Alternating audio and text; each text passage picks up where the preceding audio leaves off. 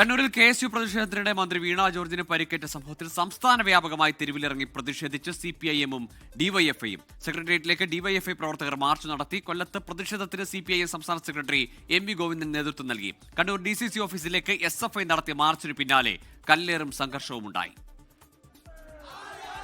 വീട്ടിൽ കടന്നുകയറി റീത്ത് വച്ചതുൾപ്പെടെ ആരോഗ്യമന്ത്രി വീണ ജോർജിനെതിരെ കടുത്ത പ്രതിഷേധമാണ് പ്രതിപക്ഷ യുവജന വിദ്യാർത്ഥി സംഘടനകൾ ഇക്കഴിഞ്ഞ ദിവസങ്ങളിൽ നടത്തിയത്.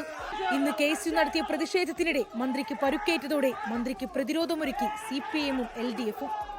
കലാപമുണ്ടാക്കാനുള്ള ശ്രമമെന്ന് അതിക്രമത്തെ അപലപിച്ച് മുഖ്യമന്ത്രി പിണറായി വിജയൻ. ഇതിനെല്ലാം നേതൃത്വം കൊടുക്കുന്നവർ കേരളത്തെ ഒരു കലാപഭൂമിയാക്കാൻ വേണ്ടിയാണ് ശ്രമിക്കുന്നത്. അശാന്തിയുടെ സംഘർഷത്തിന്റെ സ്ഥലമാക്കി മാറ്റണം. അതിനാണ് ബോധപൂർവമുള്ള ശ്രമം ആരംഭിക്കുന്നത്.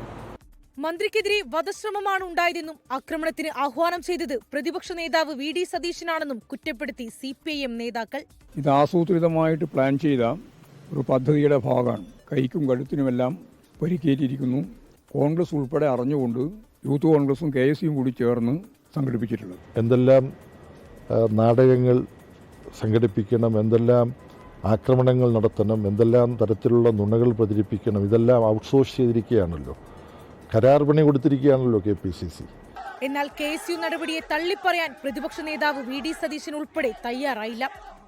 KSU-കാർ പ്രതിഷേധം നടത്തിയെന്നുള്ളത് ശരിയാണ്, പക്ഷേ അവരുടെ അടുത്തുപോലും എത്തിയിട്ടില്ല. ഒരാളും എത്തിയിട്ടില്ല. 3-4 KSU പ്രവർത്തകരാണ് ഉണ്ടായിരുന്നത്. 30-35 പോലീസുകാരുണ്ടായിരുന്നു.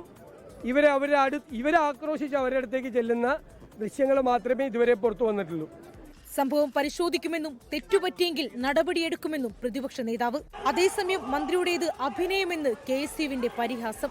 മൈലപ്ര ബദനി സ്കൂളിലെ മോണാക്ടിൽ 1ാം സ്ഥാനം നേടിയ ആ പെൺകുട്ടിയുടെ അഭിനയ പാടവത്തോടുകൂടി തന്നെയാണ് ഇത്ര വർഷങ്ങൾക്ക് ശേഷവും വീണ ജോർജ് അഭിനയിച്ച് തകർത്ത് അഭിനയിക്കുന്ന ഒരു രംഗം നമ്മളിന്ന് കണ്ണൂർ കണ്ടത്.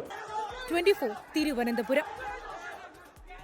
ലോകത്തെവിടെയായാലും ഏത് സമയത്തും 24 വാർത്തകളും ഓഗ്മെന്റഡ് റിയാലിറ്റി പാക്കേജുകളും എക്സ്പ്ലെയിനറുകളും വിശദമായി കാണാൻ ഞങ്ങളുടെ YouTube ചാനൽ നിങ്ങൾക്ക് സബ്സ്ക്രൈബ് ചെയ്യാം.